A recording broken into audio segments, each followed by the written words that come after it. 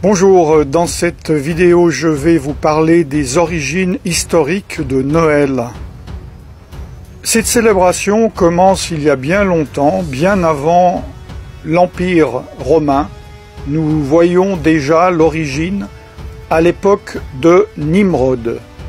Nimrod, le constructeur de la tour de Babel, et à cette époque, le 25 décembre, c'est l'anniversaire de Tammuz, fils de Nimrod, considéré comme le premier antichrist. Nimrod épousa sa propre mère, dont le nom était Sémiramis.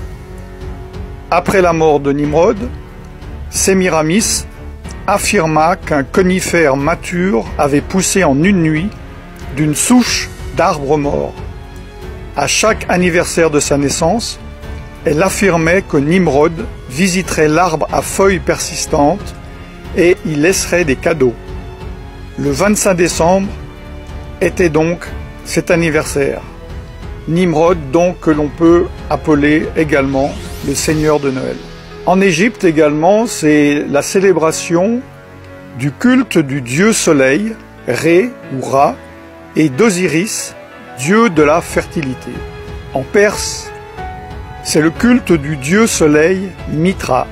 En Grèce, c'est le culte du dieu soleil Hélios et de Dionysos, également dieu de la fertilité et du vin. À Rome, bien avant la naissance de Jésus-Christ, c'est le culte du Sol Invictus, le soleil invaincu. Dans d'autres cultures païennes, le 25 décembre, qui correspond au solstice d'hiver, célèbre la naissance de dieux païens comme Attis, Bacchus, Dionysos, Hélios, Horus, Mithras, Nimrod, Perséus, Sol Invictus, Tammuz. Et finalement, cette nouvelle idole, ce nouveau dieu récupéré par l'Empire romain, Jésus, qui fut rajouté et assimilé à ces cultes païens. L'Empire romain, culture païenne par excellence, avec sa religion panthéiste, l'adoration de nombreux dieux, célébrait les Saturnales. Que sont les Saturnales? Voici ce que dit l'encyclopédie Britannica. Dans l'Empire romain, les Saturnales étaient une fête de divertissement et d'échange de cadeaux. Le 25 décembre était également vu comme l'anniversaire du dieu Mitra, le soleil vertueux. À la nouvelle année romaine, les maisons étaient décorées de verdure et de lumière. Ces Saturnales étaient en l'honneur du dieu Saturne. C'est une divinité, une des divinités romaines, et de peur d'être détrôné par l'un de ses enfants, il dévora chacun d'eux à leur naissance. Il préside la période qui précède le solstice d'hiver, celle donc des Saturnales. Pendant le reste de l'année, c'est un Deus Otiosus, un dieu en sommeil, dont la statue est liée par des bandelettes, dont on ne le libère qu'au moment des Saturnales. Il a été assimilé par les anciens au titan grec Chronos, le dieu du temps. Saturne est un impulseur de biens, aspect que l'on retrouve dans les réjouissances et les cadeaux des Saturnales, des fêtes de divertissement et d'échange de cadeaux. Ces Saturnales étaient considérées comme joyeuses, car elles étaient pratiquées dans l'ivrognerie et la débauche. À la nouvelle année romaine, les maisons étaient décorées de verdure et de lumière.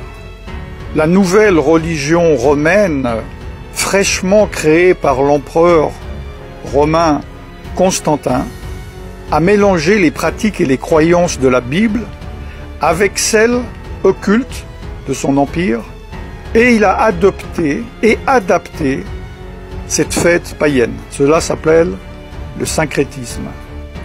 On m'a demandé des faits. Ce que je viens vous dire sont des faits. Voici d'autres faits.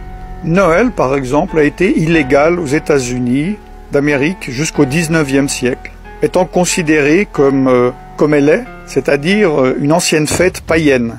Vous pouvez voir sur le panneau en anglais que je traduis « Avertissement public », l'observation de Noël ayant été jugé comme un sacrilège, l'échange de cadeaux, de célébrations, l'habillement fin et d'autres pratiques sataniques similaires sont interdites. Autre fait, au XIXe siècle, en Grande-Bretagne, Charles Spurgeon, surnommé le prince des prêcheurs, une personne appréciée par tous les protestants, les évangéliques et les pentecôtistes. C'est une référence dans ce milieu. C'est moi je dirais, un revivaliste avant son temps. Il écrit « Ceux qui suivent la coutume de célébrer Noël ne suivent pas la Bible, mais des cérémonies païennes. » Autre fait, tous les historiens et les érudits de la Bible s'accordent à dire que Jésus n'a pas pu naître en décembre. Il faisait trop froid en hiver, pour différentes raisons que j'ai déjà données dans d'autres vidéos. Plusieurs supposent qu'il soit né au début d'automne. Là, c'est la fin de l'année des récoltes, pendant la fête ordonnée par Dieu dans la Bible, nommée Sukkot, ou fête des tabernacles. La Bible est claire. Elle interdit la participation au culte païen, même si ceux-ci sont maquillés et décorés. Jérémie 10, 2 dit « N'apprenez point les façons de faire des païens. » Jésus lui-même a dit « Vous ignorez la loi de Dieu et observez la tradition des hommes. » Dans Marc chapitre 7, verset 8. Évidemment, un de mes versets favoris, « Mon peuple périt, faute de connaissance. » Osée chapitre 4, verset 6. Concernant certains aspects de Noël, prenons les décorations de Noël. Les décorations de Noël sont-ils dénuées de toute signification? Lesquels de ces symboles, à votre avis, sont païens? En fait, ils le sont tous. Par exemple, le hou est utilisé dans les rituels païens pour la fertilité. La décoration d'arbres est une tradition païenne de Babylone, puis de Rome, de l'Empire romain. Les cadeaux et les offrandes sont une tradition babylonienne. Le sapin est le symbole païen de la fertilité.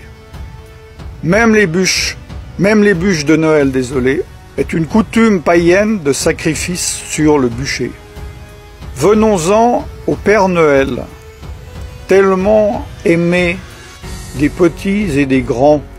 Le Père Noël est-il libre de toute religion? Beaucoup de personnes croient que le nom de Saint Nicolas se réfère à l'évêque de Nicolas de Myre.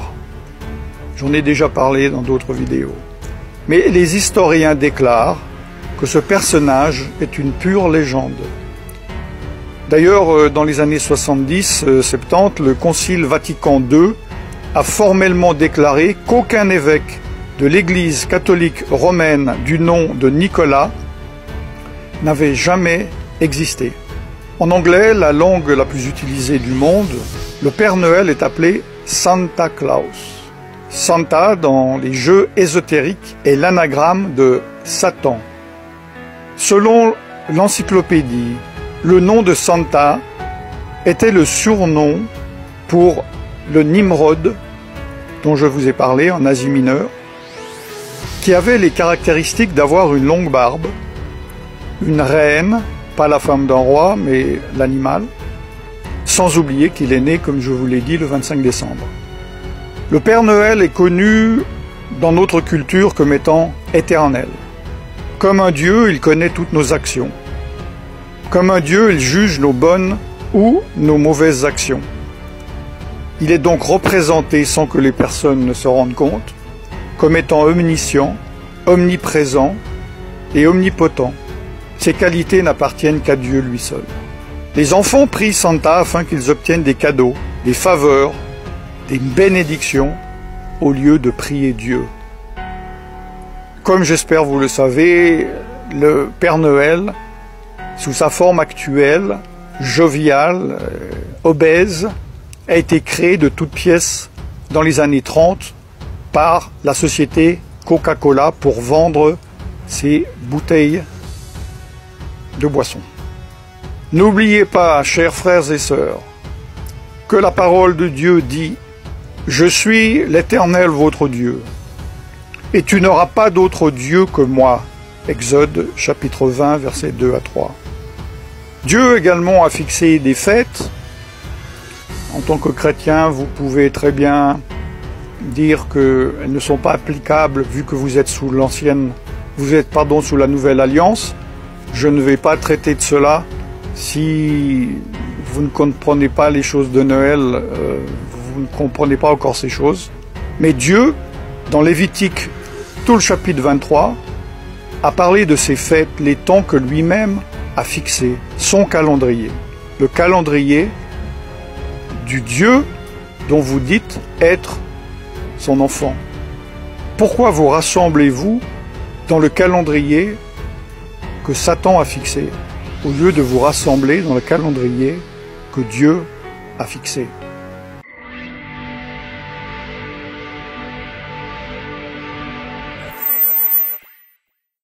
Je vous laisse méditer là-dessus. À partir de ce jour, vous ne pourrez plus dire que vous ne saviez pas. Prenez vos responsabilités, priez et faites votre choix d'obéir à Dieu, de désobéir à Dieu, d'être bouillant, d'être froid ou d'être tiède. N'oubliez pas que Jésus vomira les tièdes de sa bouche. Je ne vous souhaite donc pas un joyeux Noël. Par contre, je vous bénis dans le nom tout-puissant de Yeshua Mashiach, Jésus-Christ de Nazareth, le Fils de Dieu, et je vous dis à très bientôt. Shalom.